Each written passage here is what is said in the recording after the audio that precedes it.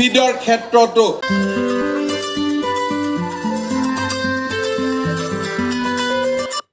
Hi guys, welcome back to the channel. Assalamualaikum and namaskar. Hakuru ভালে আছে মোৰো ভাল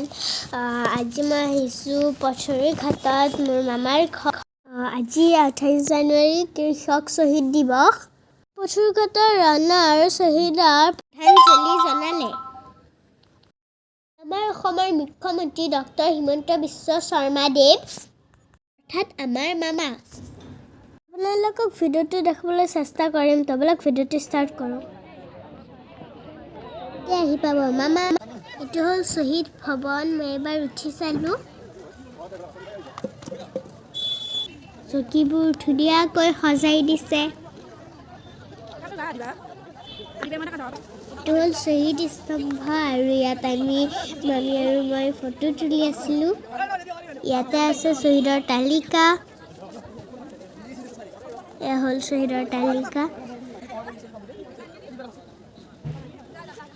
এয়া আহি পালে মামা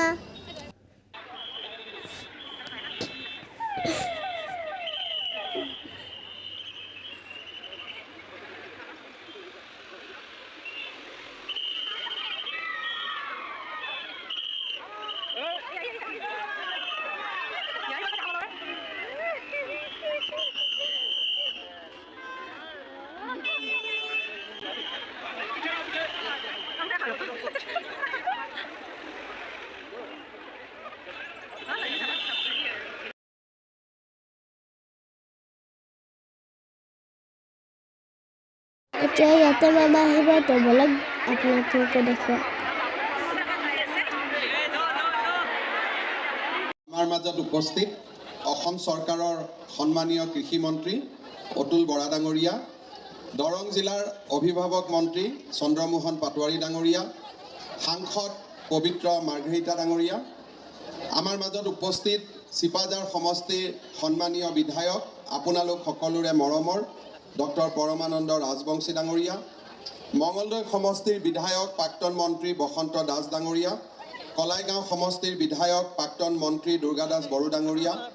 দলগাঁও সমষ্টিৰ বিধায়ক সন্মানীয় বিধায়ক মজিবুৰ ৰহমান ডাঙৰীয়া উপস্থিত ডক্টৰ আশিষ ভূটানী ডাঙৰীয়া সঞ্চালক অনন্তলাল জ্ঞানী ডাঙৰীয়া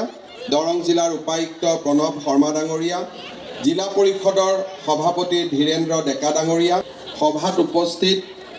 সুধীবৃন্দ আই মাতৃসকল আৰু যুৱক যুৱতী বন্ধু বান্ধৱীসকল ভাৰতৰ স্বাধীনতা সংগ্ৰামৰ এক গৌৰৱোজ্জ্বল অধ্যায় আছিল patharughaতৰ কৃষক বিদ্ৰোহ অসমৰ কৃষকসকলৰ অদম্য সাহস আৰু অদমনীয় সত্তাৰ প্ৰতিভূ হৈ অনুষ্ঠানত উপস্থিত থাকিবলৈ পাই মই গৌৰৱ অনুভৱ কৰিছোঁ অসমবাসী ৰাইজৰ হৈ patharughaতৰ অমৰ কৃষক শ্বহীদসকললৈ শ্ৰদ্ধাঞ্জলি নিবেদন কৰিছোঁ 1894 চনৰ আজিৰ দিনটোতে দৰঙৰ patharughatত কৃষক বিদ্ৰোহ সংগঠিত হোৱা কৃষক বিদ্ৰোহ আছিল ভাৰতৰ স্বাধীনতা সংগ্ৰামৰ ঘটনাসমূহৰ অন্যতম বৰ্ধিত খাজনাৰ প্ৰতিবাদত সূচনা দৰঙী ৰাইজৰ প্ৰতিবাদী সত্তাৰ এক দীঘলীয়া ইতিহাস আছে এই প্ৰতিবাদৰ ইতিহাসে কৃষকসকলক উৎসাহিত কৰিছিল 1616 আৰু 1826 সময়ছোৱাত কৃষকৰ খাজনা বৃদ্ধিৰ বাবে কৃষক ৰাইজে প্ৰতিবাদ জনাইছিল আৰু প্ৰতিবাদ কৰি সুফল লাভ কৰিছিল এই সফলতাই তেওঁলোকক ব্ৰিটিছৰ বিৰুদ্ধে বিদ্ৰোহ কৰিবলৈ প্ৰেৰণা যোগায় মোৱামৰীয়া বিদ্ৰোহৰ সময়তো দৰঙী ৰাইজমেলৰ জৰিয়তে ৰাইজে নিজৰ অদম্য সাহস আৰু শক্তিক প্ৰতীয়মান কৰিছিল ব্ৰিটিছ শাসন দৰঙী ৰাইজৰ মাজত প্ৰথমৰে পৰা জনপ্ৰিয় নাছিল আৰু ব্ৰিটিছৰ শোষণ তথা অন্যায়ৰ বিৰুদ্ধে অন্যায়ৰ স্বৰূপ দৰঙী ৰাইজে অতি প্ৰাচীন সময়তে বুজি উঠিছিল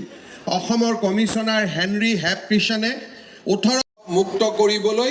ব্ৰিটিছৰ বিৰুদ্ধে যুঁজ দিয়াৰ বাবে সাহস যোগাইছিল দেশ মাতৃভূমিৰ প্ৰতি কৃষকৰ ত্যাগে সদায়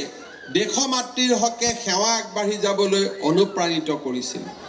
আজিৰ দৰং জিলা আৰু আজিৰ শোণিতপুৰ জিলা সামৰি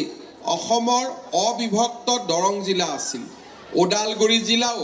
অবিভক্ত দৰং জিলাৰ অংশ আছিল 1920 চনৰ 9 ছেপ্টেম্বৰত কলিকতাত ভাৰতৰ কলিকতাত ভাৰতৰ জাতীয় কংগ্ৰেছৰ বিশেষ অধিৱেশন অনুষ্ঠিত হৈছিল। এই অধিৱেশনত অসম এছ'চিয়েশ্যনৰ মাধ্যমত তেজপুৰৰ চন্দ্ৰকান্ত শৰ্মা আৰু মঙলদৈ তথা দৰঙৰ অধিবক্তা তপেশ্বৰ শৰ্মাই অসমক প্ৰতিনিধিত্ব কৰিছিল। 1920 চনৰ 26 পৰা 28 ডিচেম্বৰলৈ অসম এছ'চিয়েশ্যনৰ পূৰ্ণাংগ অধিৱেশন তেজপুৰত অনুষ্ঠিত হৈছিল। ভাৰতৰ স্বাধীনতা আন্দোলনৰ 1920-21 চনৰ কাৰ্যসূচীত তেজপুৰৰ অসম এছ'চিয়েশ্যনৰ অৱদান আছিল দৰং জিলাৰ ৰাইজৰ এক বিৰাট অৱদান। এই অৱদানৰ মূলতে আছিল চন্দ্ৰনাথ শৰ্মাৰ নেতৃত্বত দৰঙৰ সজাগ জনতা। এই অধিৱেশনৰ ফলশ্ৰুতিতে বিভিন্ন ৰাজনৈতিক ব্যক্তিৰ প্ৰাদেশিক নেতৃত্বলৈ উত্তৰণ হৈছিল। সেইসকল আনেকুচি, লমা, চতমা, বৰখলা গাঁৱৰ কৃষকসকলেও এই মেলত সমবেত হৈ ইংৰাজৰ বৰ্ধিত খাজনা আদায় নিদিবলৈ সিদ্ধান্ত লৈছিল।